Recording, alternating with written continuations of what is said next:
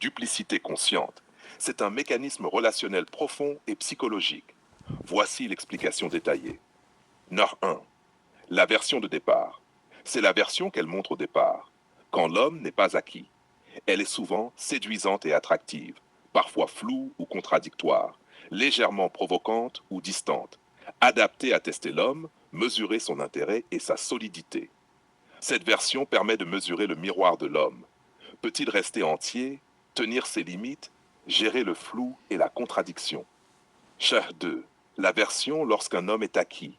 Une fois l'homme acquis ou perçu comme stable, une autre version apparaît, plus ouverte et détendue, parfois plus dure ou manipulatrice inconsciemment, parfois affectueuse mais exigeante, parfois moins calculée, plus naturelle selon le confort psychologique.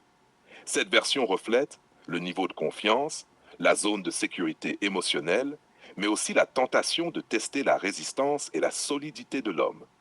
Cher 3. Pourquoi cette dualité existe? Protection. Elle ne monte pas tout au départ pour se protéger.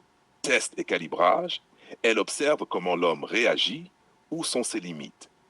Adaptation inconsciente. Elle ajuste son comportement selon ce qu'elle perçoit comme la force ou la faiblesse de l'homme. Autrement dit, open quote, l'homme voit d'abord une version calibrée pour séduire et tester, puis une version qui révèle ses zones inconscientes, ses peurs et sa vraie dynamique. Close quote. NAC4. L'effet sur l'homme. Cette dualité crée la tension et le miroir psychologique.